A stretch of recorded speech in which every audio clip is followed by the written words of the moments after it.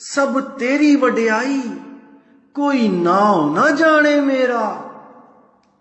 दोस्तों बहुत गहरा मतलब है यहां पर, पूरा विवेक लगा दो, जितना भी है सारा लगा दो यहां पे। क्या बोल रहे हैं? कहो नानक एह तेरी वड्याई, यानी हे मेरे परमात्मा, ये तेरी वड्याई है जो तूने हम गुलामों को वो अनमोलक दात बख्श दी जिसका कोई मूल्य ही नहीं है। सारा अखिल ब्रह्मांड एक तराजू में रख दिया जाए और तेरी दात दूसरे तराजू में रख दी जाए पाठ पे, तो एक रत्ती नहीं भार, पूरे ब्रह्मांड का एक रत्ती भार नहीं है उस दात के आगे जो तूने मुझे दी है। और वो दात क्या है? वो है मेरा नाम। तूने मुझे किसी और का नाम नहीं जपवाया। तेरे अलावा मैं कहीं भी गया, मुझे किसी ना किसी ने किसी ना किसी का ही नाम जपवाया। इसको पकड़ो दोस्तों, पकड़ो इसको।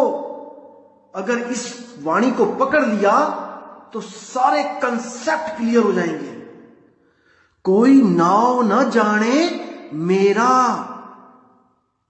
इसका क्या मतलब है कि मेरे शरीर का नाम तो सब जानते हैं कि मैं नानक हूं, मैं अंगद देव जी हूं, या मैं कबीर हूं, या मैं राजू हूं, मैं कुमार हूं, मैं सीता हूं, मैं गीता हूं।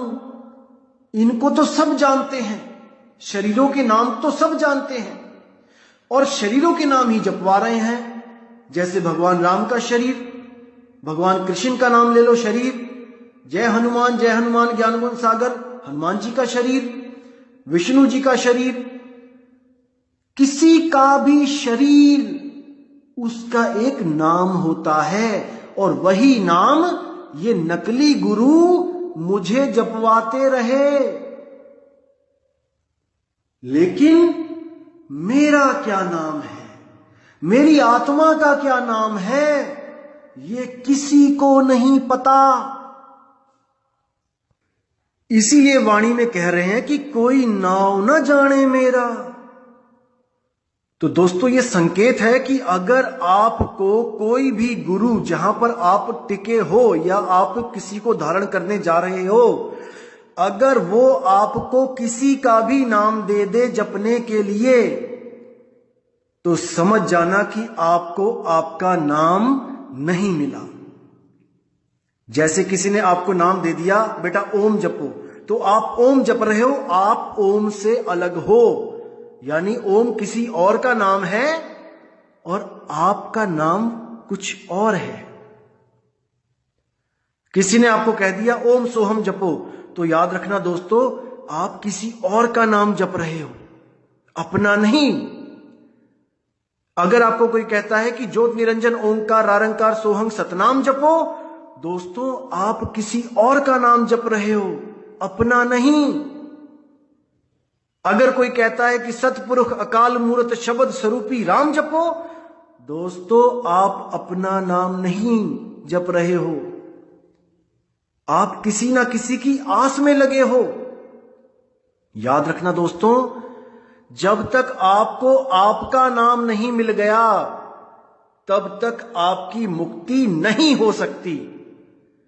इसीलिए वाणी में कह रहे हैं कोई नाम न जाने मेरा। सब मुझे दूसरों के नाम जपने के लिए बोल रहे हैं, लेकिन मेरा नाम, मेरी आत्मा का नाम, मेरी स्वयं की आत्मा को कोई नहीं लखा पा रहा है। इसीलिए बोला सोई गुरु पूरा कहाए, दो अक्षर का भेद बताए, एक छुड़ाए। सबके नाम जो आपको जपवाए जा रहे हैं सब छुड़वा दे और एक लखाए, आपकी आत्मा को लखा दे। सो गुरु पूरा कहाए, वही सतगुरु पूरा है। और तब प्राणी निज घर को जाए, तब आप अपने स्वरूप को प्राप्त कर सकते हो जो आपका असली रूप है। ये देह स्वरूप आपका असली स्वरूप नहीं है और ना ही आप ज्योत स्वरूपी हो। ज्योत तो दोस्तों आपने प्रकट की है, आप शब्द स्वरूपी हो। वो शब्द जो बोलन लिखण से न्यारा है, उसको बोल लिख नहीं सकता कोई भी, वो केवल लखाव के द्वारा प्राप्त किया जाता है। तो अब एक चीज और आपको मैं कंसेप्ट क्लियर करना चाहता हूं कि वो प्राप्ति कैसे होगी। दोस्तों, हर धर्म का एक अपना तरीका होता है नामदान का, उस परमात्मा को पाने का, अपने स्वरूप को लखने का। अब आपने ये निर्णय करना है कि हमारे पंथ में, हमारे धर्म में जो हमें बताया जा रहा है वो सत्य है या नहीं। बस अगर आपने इसका निर्णय कर लिया तो दोस्तों आपको मुक्त होने से कोई नहीं रोक सकता। तो जैसे कि आप किसी भी धर्म के फॉलोअर हो, आप अपने धार्मिक जो आपके गुरु हैं या धार्मिक जो आपके प्रीस्ट हैं या आपके जो पुजारी हैं, आप उनके पास जाइए। वो आपको किसी ना किसी विधि से, किसी ना किसी नाम से वो जोड़ देंगे। जैसे आप मंदिर में गए तो वो आपको क्या कहेंगे कि भाई राम राम जपा करो, नहा धो के सुबह अपना आधा घंटा पौना घंटा राम राम राम राम राम जपा, कोई माला फेरी, कोई धूप अगरबत्ती करी, कोई आरतियां करी, इससे आपको मोक्ष मिल जाएगा, मुक्ति मिल जाएगी। और अगर आप ईसाई हो तो आपको वो कहेंगे कि भाई प्रेयर किया करो, आप चर्च में आइए, प्रेयर कीजिए, अरदास कीजिए और गॉड आपको स्वर्ग देगा, आप मुक्त हो जाओगे। अगर आप सिख फैमिली में हो तो आपको क्या बोला जाएगा कि भाई आप ऐसा करो, अमृत छको, ठीक है, और उसके बाद आप वाहेगुरु वाहेगुरु का जाप करो, सुबह सुबह उठो, अमृत वेले में पाठ करो और आपको इससे मुक्ति मिल जाएगी, आपको शब्द गुरु मिल जाएगा। और अगर आप मुसलमान हो तो आपको बोला जाएगा कि आप ऐसा करो कि आप 5 टाइम की नमाज पढ़ो, आप कलमा पढ़ो और अपना मस्जिद में आया करो और अपना रहनी गहनी अपना कुरान के हिसाब से रखो, आपको मुक्ति मिल जाएगी, अल्लाह आपको जन्नत बख्श देगा।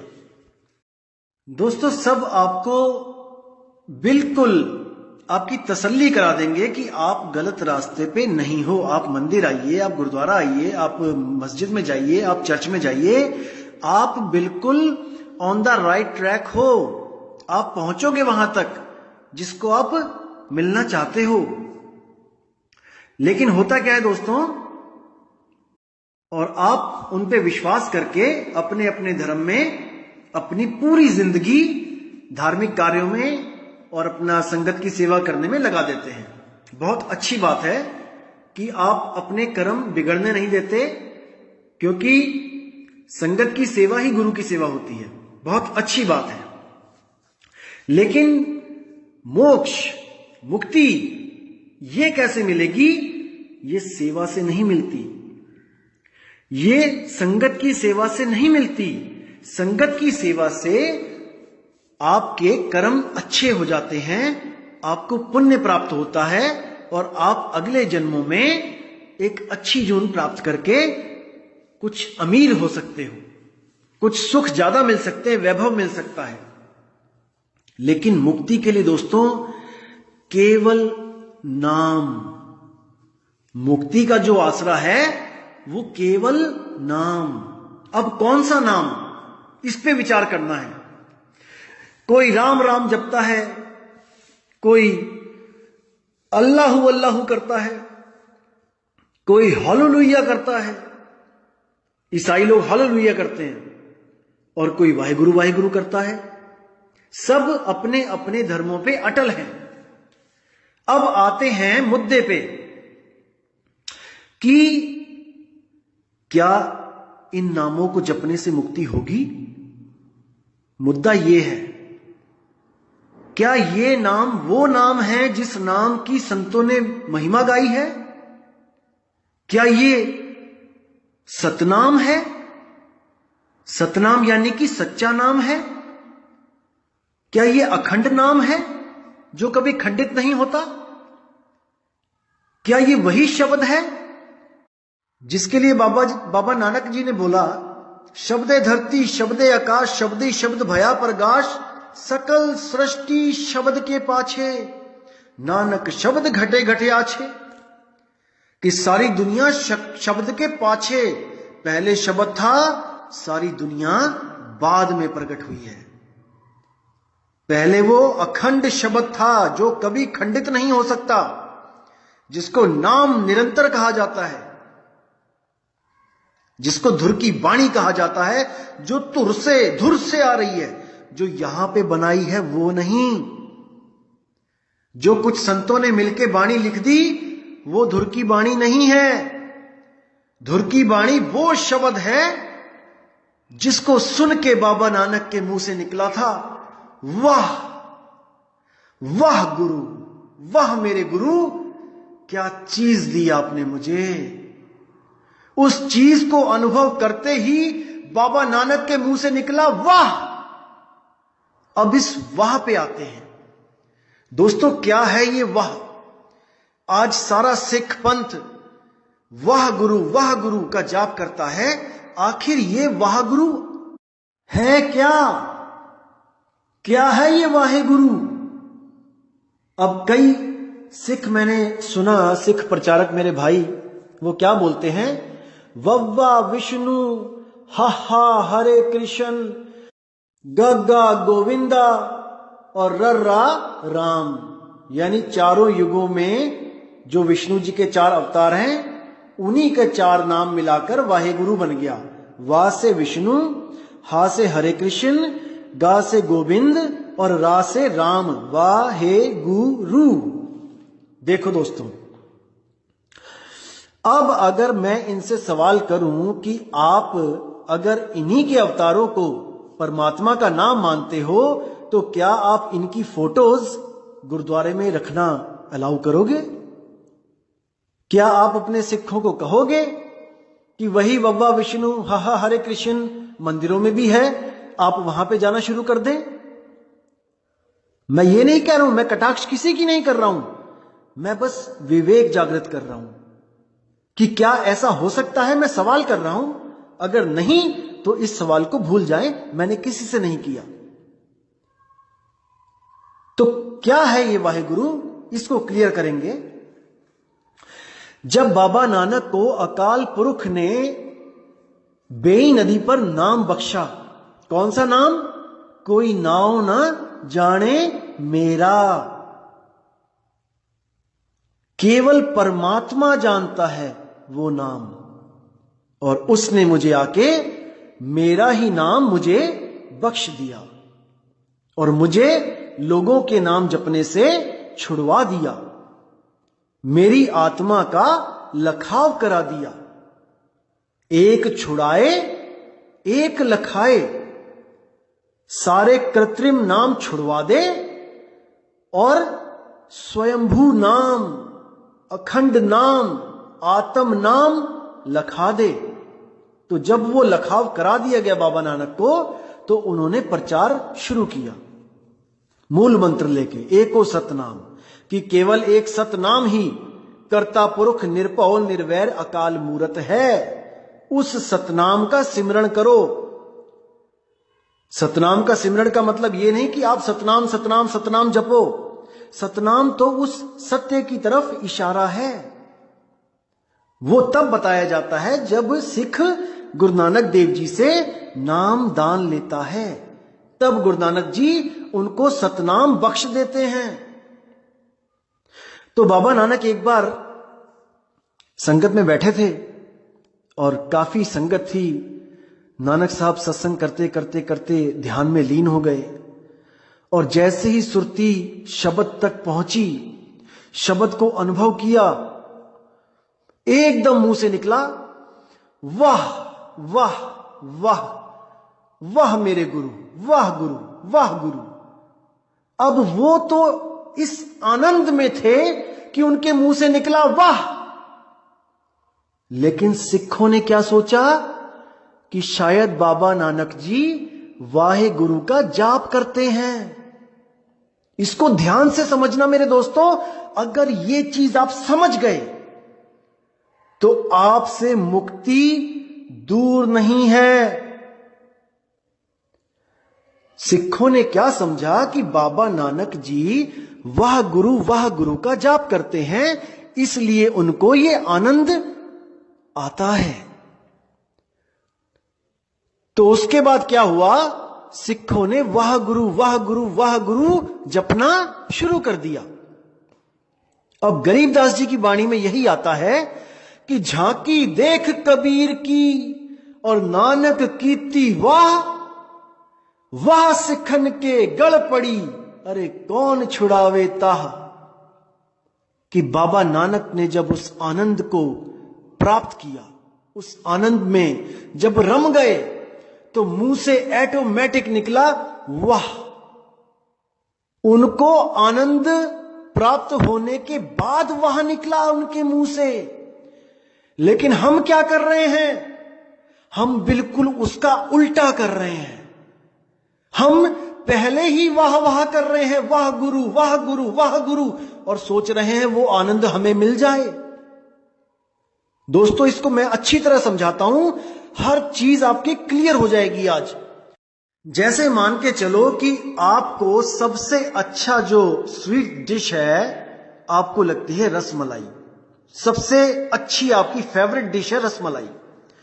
आप किसी हलवाई की दुकान पे गए और आपने वहां ऑर्डर दिया कि रसमलाई मुझे खानी है, आप 1 प्लेट रसमलाई ले आओ। तो दोस्तों जब तक वो रसमलाई लेके नहीं आता, जब तक आप बिल्कुल शांत बैठे हो, आपके मुख से कुछ नहीं निकल रहा है, बिल्कुल शांत, कुछ जप नहीं रहे हो, कुछ नहीं कर रहे हो, बस शांत बैठे हो, इंतजार कर रहे हो। जैसे ही रसमलाई आपके सामने आई और आपने चम्मच से जैसे ही उसको मुंह में डाला और जैसे ही वो आपके मुंह में घुली, तो आपके मुंह से अपने आप निकला वाह, और आपके मन में इतना आनंद आ गया कि क्या चीज मैंने आज खाई है। क्योंकि वो आपकी फेवरेट डिश है, इसलिए उसमें जो आनंद आता है वो बयान नहीं कर सकते, उसको केवल वाह कह के बात कर सकते हो, अरे वाह मजा आ गया।